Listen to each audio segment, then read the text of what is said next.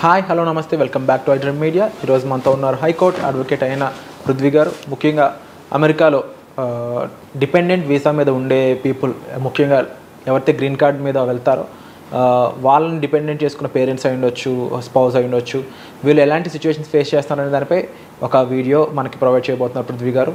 అందులో ఉన్న ఇన్ఫర్మేషన్ పూర్తిగా చివరి వరకు చూడండి. నమస్కారం సార్. నమస్తే సార్, ఏం జరుగుతుంది అసలు అమెరికాలో? లైక్ ముఖ్యంగా ఎయిర్పోర్ట్స్లో ఆపేస్తున్నారు కొంతమంది అని వింటూ ఉన్నాం, ముఖ్యంగా డిపెండబుల్ వీసా వాళ్ళని, అండ్ వీసా కూడా చేతికి ఇలా రకరకాల న్యూస్ అయితే వస్తుంది. What is happening there? మనకి పిల్లలు ఎప్పుడో వెళ్ళిపోయారు, లేకపోతే భర్త అక్కడ ఆల్రెడీ ఉన్నాడు అండ్ అతనికి గ్రీన్ కార్డ్ వచ్చింది, లేకపోతే సిటిజన్షిప్ వచ్చింది, తర్వాత వీళ్ళకి డిపెండెంట్స్ ఎవరైతే ఉన్నారో వాళ్ళు గ్రీన్ కార్డ్ తెచ్చుకుంటాం అండ్ దాన్ని హోల్డ్ చేసి తీసుకెళ్తున్నటువంటి మెయిన్ ముఖ్యంగా వృద్ధులు, స్పౌసెస్, భార్య కానీ భర్త కానీ అవ్వచ్చు. వీళ్ళు ఏంటంటే లాంగ్ స్టే అబ్రాడ్లో ఆ కంట్రీస్లో, స్పెసిఫిక్గా ఇండియాలో అయితే మొన్న వింటర్కి వచ్చిన వాళ్ళు లేట్గా వెళ్ళి ఇండియాలోనే ఎక్కువ వాళ్ళు స్పెండ్ చేయడానికి ట్రై చేయటం, తర్వాత లేట్గా అక్కడికి అప్రోచ్ అవటం, వాళ్ళకి ఎక్కువ న్యూసెస్ వస్తుంది ఏంటంటే వాళ్ళని ఆపేస్తున్నారు.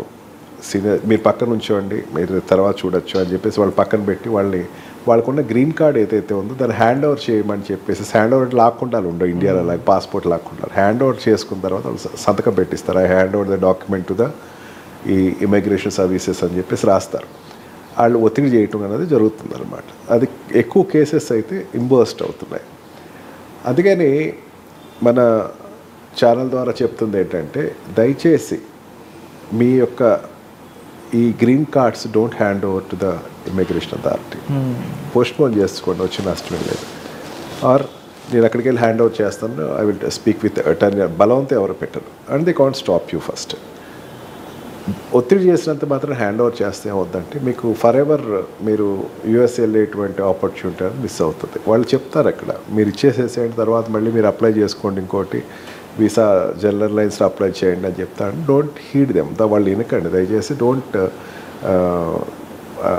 హ్యాండ్ ఓవర్ చేసే process, I'm not telling anything against the government or any other thing.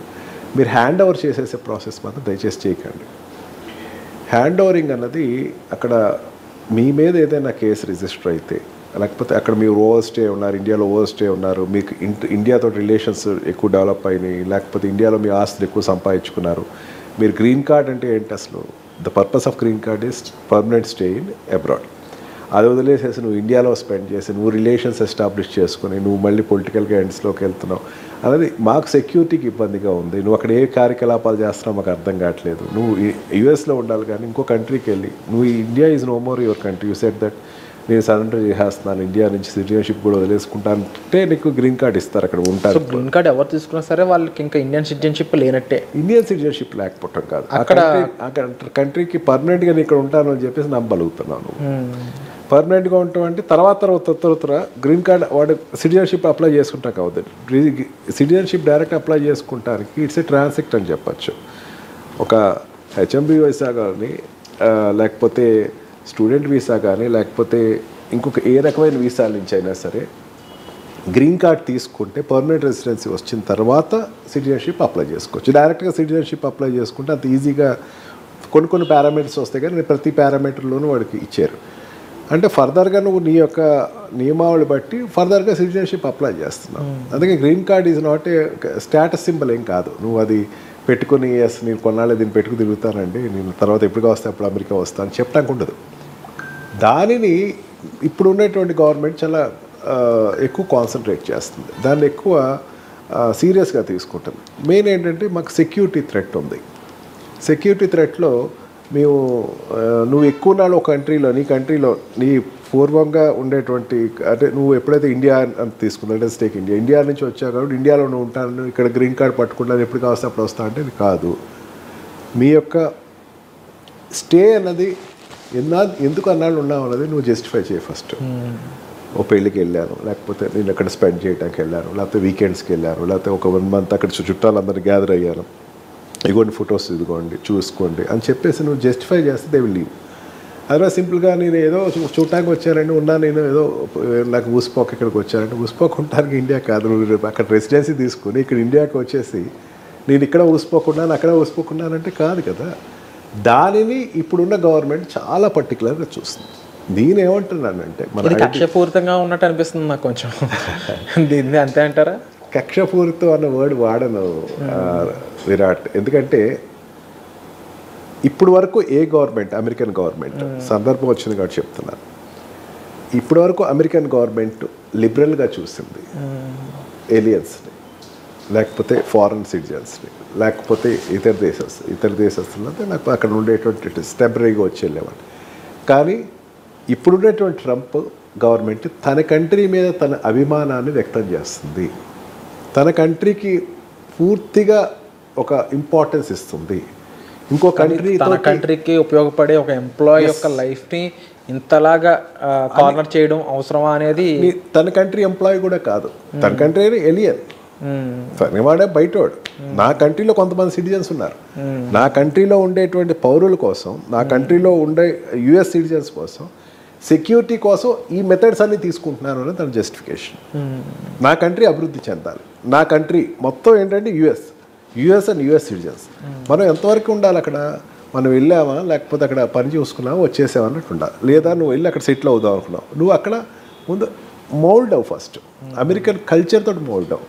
American citizenship అవ్వటానికి నువ్వు ఫర్దర్గా నువ్వు ఏదైనా స్టెప్స్ తీసుకుంటే కనుక అమెరికన్ లాగా అమెరికాతోటి ఉండేటువంటి అనుబంధాన్ని పెంచుకో. అంతేగాని నేను ఒకసారి వెళ్ళి వస్తానండి, నేను ఒకసారి ఊరికి వెళ్ళి వస్తాను. మనకి ఇక్కడెక్కడో హైదరాబాద్లో కనపడతా ఉంటారు Virat. I'm not criticizing them. Andhra వాళ్ళు ఉంటారు, లేకపోతే నార్త్ ఇండియా నుంచి వచ్చారు, ఆంధ్రాలో రాజకీయాలు మాట్లాడుకుంటూ ఉంటారు, లేకపోతే నార్త్ ఇండియా ఉత్తరప్రదేశ్లో రాజకీయాలు మాట్లాడతారు. అది ఇక్కడ ఉండేటువంటి తెలంగాణ వాళ్ళకి ఎట్లా అనిపిస్తుంది, ఇక్కడ ఉంటున్నాడు అక్కడ దాని గురించి మాట్లాడుతున్నాడు అని చెప్పేసి ఒక భావన ఏదైతే వస్తుందో, సేమ్ ఇదే పరిస్థితి అమెరికాలో ఈ రోజున డెవలప్ అవుతుంది.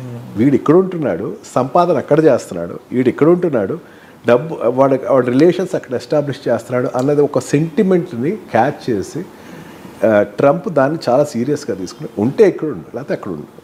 ఇక్కడ అక్కడ నువ్వు ఏదో పరిగెత్తి గాలిపేటలాగా ఇక్కడ తెగితే ఇక్కడ ఉంటారు, లేకపోతే వెళ్ళిపోయేట వెళ్తా అన్నది కాదు అన్నది ట్రంప్ యొక్క ఉద్దేశం. నేనంటుంది అంటే ఈ సిచ్యువేషన్లో గ్రీన్ కార్డ్ ఉంటే don't hand over the green card to the authorities.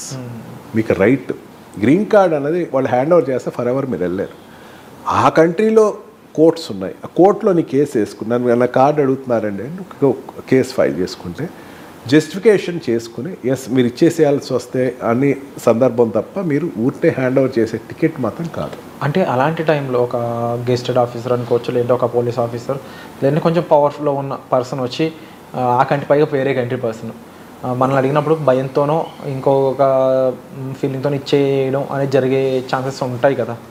మరి అలాంటి వాళ్ళు ఎలా డిఫైన్ చేసుకోవాలి ఆ టైంలో? నేను అంటుంది అదే, యుఎస్ ఇమిగ్రేషన్ అథారిటీస్ కానీ ఏ కంట్రీ అథారిటీస్ కానీ బలవంతం చేయదు. నీ రాయండి, ఇక్కడ రాయండి, హ్యాండ్ ఓవర్ చేయండి, బెనిఫిట్స్ చెప్తే నువ్వు హ్యాండ్ ఓవర్ చేయి, మళ్ళీ రావచ్చు ఇక్కడికి, నువ్వు హ్యాండ్ ఓవర్ చేసి కన్విన్స్ చేసేది. ఆ ట్రాప్లో అయితే పడద్దు అంటున్నాను. Don't hand over your citizenship cards or your whatever the green cards which are holding. అంటే ఇది ఒక వ్యాలిడ్ పాయింట్ అని చెప్పాలి సార్. ముఖ్యంగా అమెరికాలో రిసైడ్ అవుతున్న మన ఇండియన్స్ వాళ్ళతో పాటు చాలామంది స్టూడెంట్స్ రకంగాను, కొంతమంది ఎంప్లాయీస్ పరంగాను, కొంతమంది డిపెండబుల్గాను ఉన్నారు. సో వీళ్ళందరికీ కూడా ఏముంటుందంటే ఎంత కాదనుకున్న పరాయి కంట్రీ అనేదే ఉంటుంది. ఆ భయంలో కూడా కొంతమంది ఇలాంటి మిస్టేక్ చేసే ఛాన్సెస్ ఉంటాయి. బట్ దాన్ని అడ్రస్ చేస్తూ ఈరోజు మీరు మా ముందుకు తీసుకొచ్చిన ఈ సిచ్యువేషన్ ఏదైతే ఉందో రియల్లీ హ్యాట్స్ ఆఫ్ సార్. తప్పకుండా ప్రతి ఒక్కరికి కూడా మీ రైట్స్ గురించి తెలియాలండి. అండ్ దట్టు ఒక ప్రొఫెషనల్ ద్వారా మీరు ఆ రైట్స్ తెలుసుకోవాలనుకున్నట్లయితే డిస్ప్లే అవుతున్న నెంబర్స్ కాల్ చేసి మీకు ఏ హెల్ప్ కావాల్సిన మీరు సార్ని సంప్రదించవచ్చు. ఇక ప్రస్తుతానికైతే ఎయిర్పోర్ట్స్లో ఎవరిని ఆపుతున్నా సరే, అమెరికాలో ఉన్న మీ బంధువులైనా సరే, మీ పేరెంట్స్నైనా, మీ స్పౌజ్నైనా, ఎవరైనా సరే ఫస్ట్ వీసా అంటే ఇక్కడ రైట్ఫుల్గా వెళ్ళారు కాబట్టి మీరు ఎటువంటి భయం పడాల్సిన అవసరం అయితే లేదు. అలాగే పాస్పోర్ట్ అనేది ఇంకొకరి చేతిలో పెట్టాల్సిన అవసరం కూడా లేదు. దానికి సంబంధించిన విషయాలు ఆల్రెడీ క్లియర్గా ఇక్కడ ఎపిసోడ్లో మెన్షన్ చేశారు పృథ్వీ గారు. మీకు మరొకసారి కావాలి డైరెక్ట్గా మాట్లాడాలనుకున్నట్లయితే సార్ మీరు సంప్రదించవచ్చు. వచ్చే ఎపిసోడ్లో మళ్ళీ కలుద్దామండి. Thank you so much sir.